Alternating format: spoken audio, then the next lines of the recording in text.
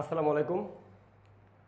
আজকে আমাদের ভিএফডির আরও একটা ক্লাস, যে ক্লাসটার মাধ্যমে আমরা শিখব যে আসলে এই যে আমাদের ভিএফডির কোর্স, এই কোর্সে আমরা কি কি শিখতে পারবো।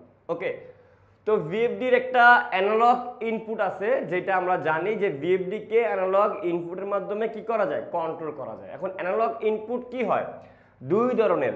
একটা হলো 0 to 10 volt, 0 to 10 volt DC, আরেকটা হলো 4 to 20 ml বা মিলি এম্পিয়ার, মিলি এম্পিয়ার। ওকে, তো এই দুইটা হলো অ্যানালগ ইনপুট। একটার মাধ্যমে কি হয়, ভোল্টেজ ইনপুট হবে, একটার মাধ্যমে কি হবে, কারেন্ট ইনপুট হবে। ক্লিয়ার?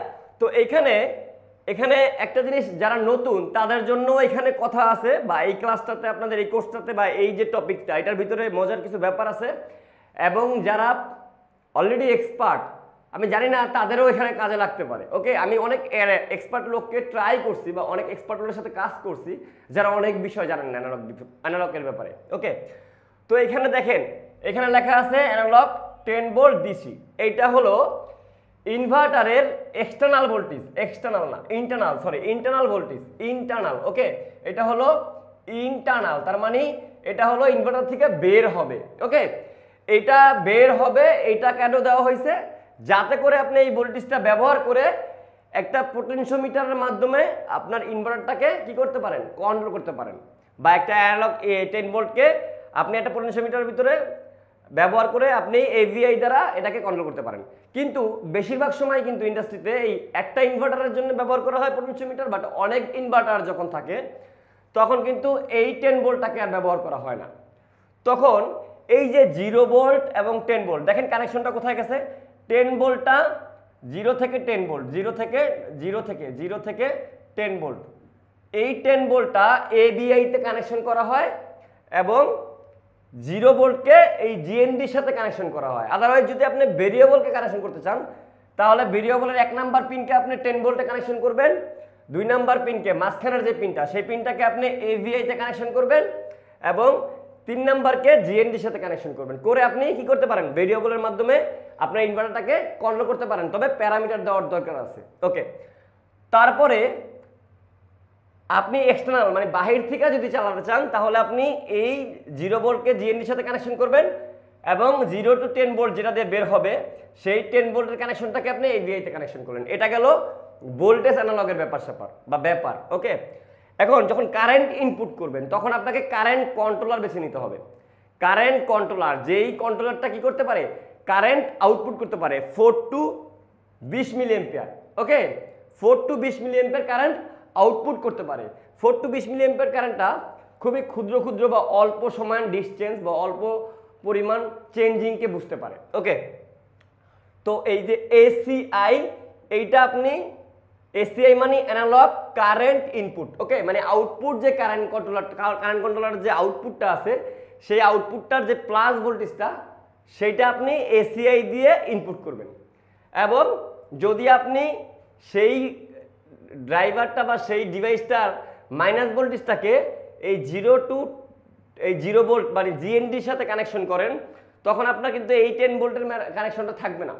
তো এই 0 ভোল্টকে মানে মাইনাস ভোল্ট আপনি জিএনডির সাথে কানেকশন করবেন, এবং এসিআইকে আপনি সরাসরি এসিআই এর ভিতরে কানেকশন করে দিবেন। ওকে, তো এই যেই কারেন্ট কন্ট্রোলারটা বা কারেন্ট কন্ট্রোলিংটা, তখন আপনার এই কাজটা প্রপার করবে, এবং তখন আপনার এই 10 ভোল্ট আর কাজ করবে না। ওকে, তো এই হলো দুইটা অ্যানালগ। এখন এই দুইটা অ্যানালগের বিষয়ে কিছু কথা বলবো আমি, নতুনদের জন্য না, এটা পুরনোদের জন্য। দেখেন, নতুনরাও শিখতে পারবেন, ধারণা হয়ে যাবে আপনাদের। অনেক সময় আপনারা এই 10 ভোল্টকে ব্যবহার করেন, যখনই আপনারা এই 10 ভোল্টকে ব্যবহার করেন, এই এক্সটার্নাল 10 ভোল্টকে ব্যবহার করেন, তখন আপনারা কিন্তু ইনভার্টারের প্যারামিটার ঠিক আছে অনলি 5 ভোল্ট, যেমন এটা একটা পাওয়ার সাপ্লাই যেটা 0 to 10 ভোল্ট পর্যন্ত ডেলিভারি দিতে পারে। কিন্তু আপনি যে এখানে 5 ভোল্টের মাধ্যমেও ফুল কাজটা করতে পারেন, বা 5 ভোল্ট ব্যবহার করেও যে এই কানেকশনের কাজটা করতে পারেন, সেটা আপনারা অনেকে জানেন না। এবং অনেক ইনভার্টারে এই 10 ভোল্টের যে পোর্টটা, সেটা থেকেও 5 ভোল্ট বের হয়, সেটাও আপনারা জানেন না। ওকে, এটা আমি শিওর যে অনেকেই জানেন না।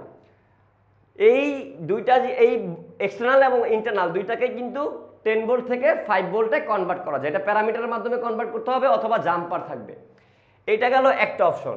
এবং এইখানে যে এসিআই, এইটা একটা অ্যানালগ ইনপুট, কারেন্ট ইনপুট, এইটা 4 থেকে 20 মিলি এম্পিয়ার, 20 ml, এই 20 mA, এই 20 মিলি এম্পিয়ার দ্বারা অনেকে কাজ করায়। আবার এক্সপার্টরা 0 টু 20 মিলি এম্পিয়ার দ্বারাও কাজ করায়। এইটাও কিন্তু প্যারামিটার থেকে চেঞ্জ করা যায় যে কোনো ভিএফডিতে। ম্যাক্সিমাম ভিএফডিতে করা যায়, 2-4টা হয়তো বা করা যায় না, বাট ম্যাক্সিমাম ক্ষেত্রেই ব্র্যান্ডেড যে ভিএফডিগুলো আছে সেগুলোর ভিতরে কিন্তু আপনি চাইলে এই 4 থেকেও 0তে করতে পারবেন, 0 টু 20 মিলি এম্পিয়ার পর্যন্ত করতে পারবেন। এবং এখানে 10 ভোল্টকে 0 টু 5 ভোল্ট দ্বারাও ব্যবহার করে আপনি কি করতে পারবেন, এই কাজটা করতে পারবেন এবং প্রপার ওয়েতে, সেম ওয়েতে করতে পারবেন। এখন এই বিষয়টা আমি জানি না কতজনের গুরুত্বপূর্ণ বা কতজনের কাছে এই যেটা জানা নাই। যারা জানতেন তাদেরকে তো অবশ্যই ধন্যবাদ, আর যারা না জানতেন তারা অবশ্যই পরবর্তী কি ভিডিও আসবে সেটা আপনারা কমেন্ট করে জানাবেন। আর আমি আমার কোর্সের এইটা হলো একটা ক্লাসের ভিডিও, মানে এইটার উপরে প্রপার একটা কন্টেন্ট বা একটা ক্লাস করানো হবে। এর ভিতরে কি কি প্যারামিটারকে চেঞ্জ করতে হয়, এই অ্যানালগ ইনপুট দ্বারা কি কি অ্যাপ্লিকেশন করা যায়, এই সব বিষয় নিয়ে আমাদের কিন্তু ভিএফডির একটা ক্লাস বা একটা কোর্স। তো ভালো থাকবেন সবাই, আসসালামু আলাইকুম, দেখা হবে নেক্সট ক্লাসে, আল্লাহ হাফেজ।